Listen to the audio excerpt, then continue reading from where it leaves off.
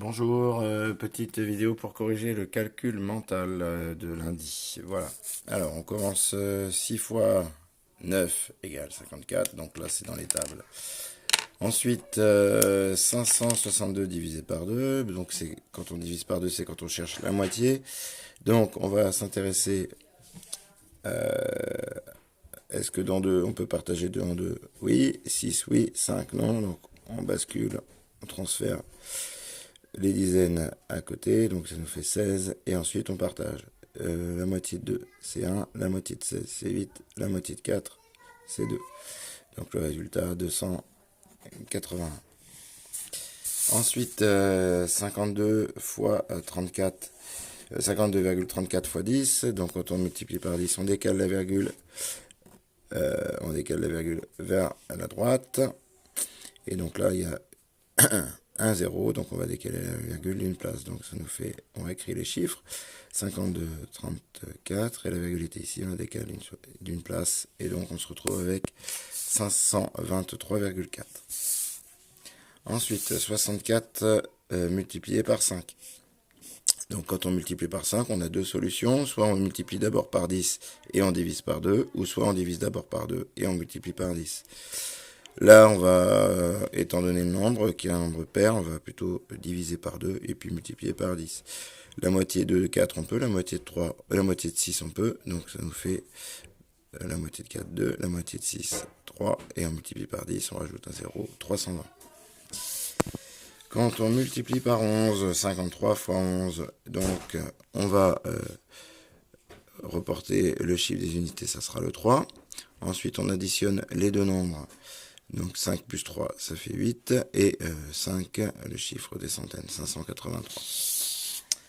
Ensuite, petite addition, on regarde si on a des retenues.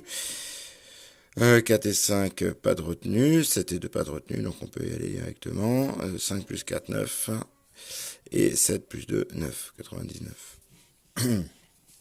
Ensuite, là, on a une addition à trous. Donc, comment pour aller de 175 à 192? Alors, plusieurs solutions. On peut utiliser la droite numérique en partant de 175, en cherchant la dizaine supérieure, 180.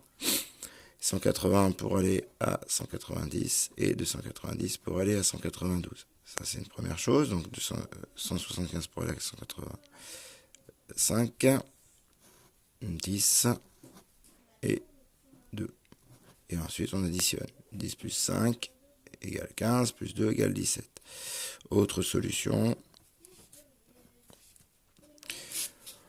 On cherche de 175, on peut s'approcher un peu plus près. On peut faire 175, on peut aller jusqu'à 195, ça fait plus 20. Et on recule de 3 pour aller à 192. Et donc ça nous fait 20 moins 3, 17 aussi. Ok, ça c'est une solution, il y en a plein d'autres. Après on peut choisir, on peut aussi chercher à savoir pour aller de 5 à 2, donc à 12. Ça fait 7, on retient 1. Et ensuite de 8 pour aller à 9, ça fait 1, 17. Okay. On continue. Quand on est dans la soustraction, posée, donc là on va chercher à, soit on cherche à aller de 234 pour aller à 562, ou soit on enlève 562 moins 200 moins 30 et moins 4. Ok. Donc, on a cette solution en faisant les étapes comme on a fait précédemment, c'est-à-dire on se rapproche le plus de la dizaine supérieure, donc 240. Ensuite, 240, on va aller à 300. 300, on va aller à 500. Ensuite, on va aller à 560 et ensuite 562. Donc 234, ça fait, on va changer de couleur, ça nous fait 6. Ensuite, ça fait 60. Ensuite, ça fait 200. Ensuite, ça fait 60. Et ensuite, ça fait 2. Et on additionne. Ok. Alors, autre solution, on peut aussi très bien commencer par soustraire les centaines. Donc on se retrouve avec 500 moins 200, on se retrouve avec 362. Ensuite on se retrouve 362 moins 30, ça nous fait 332. Et 332 moins 4, on va se retrouver avec 328. Pour moi, cette solution est plus simple.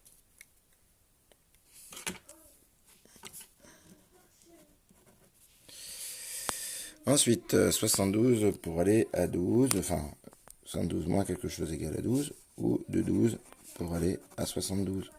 Si on le pose comme ça, on se rend compte que les unités sont les mêmes, c'est juste les dizaines qui changent, donc on va avoir 6 dizaines, donc 60. Voilà, les plus compliqués. 32 divisé par 4, 32 divisé par quelque chose, pardon, pareil, je cale un petit peu le téléphone. Donc 32 divisé par 4, 32 divisé par quelque chose égale à 4. C'est la même chose que si dans 32 on partage en 8 et ça nous fait des groupes de 4. Donc on peut inverser en disant 32, si je fais des groupes, c'est aussi divisé. Donc si je divise 32 divisé par 4, ça va me donner mon résultat. 32 divisé par 4, ça fait 8. Et donc mon résultat, c'est 8.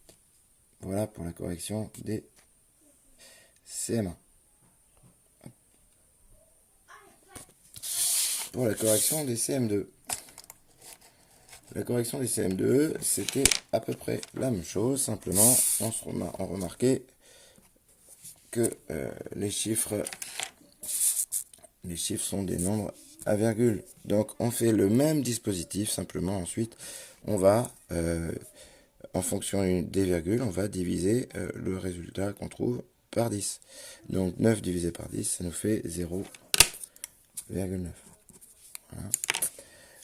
5, donc 280 divisé par 10, ça fait 28,1. Ensuite, voilà, celui-là c'était le même, 64 c'était le même aussi, 53 c'était le même, donc voilà, c'est la même correction. Ensuite, 7,4, donc on a tout divisé par 10, donc on se retrouve avec 7,4 et 2,5, donc on divise par 10 et on retrouve également 1,9. C'est la même chose, c'est donc une façon de faire aussi, pour les nombres décimaux, on s'occupe de la virgule qu'à la fin. Donc le suivant, c'était 1,75 divisé, plus quelque chose égale 1,92. Et bien c'est la même chose, on a deux chiffres après la virgule, donc on se retrouve ici avec deux chiffres après la virgule, donc 0,17. Ici, pardon, voilà. Donc on était à 56,2. Et donc, on a un chiffre après la virgule, et ça fait la même chose. Ici, c'est la même. Pour 72, c'était 7,2 égale à 1,2. Donc, on a divisé par 10. Donc, on se retrouve avec 6,0, ou, on peut l'écrire aussi, 6. Et enfin, le dernier, 3,2 égale à 4, et bien j'ai divisé par 10, donc ça me fait 0,8. Voilà pour la correction du calcul mental.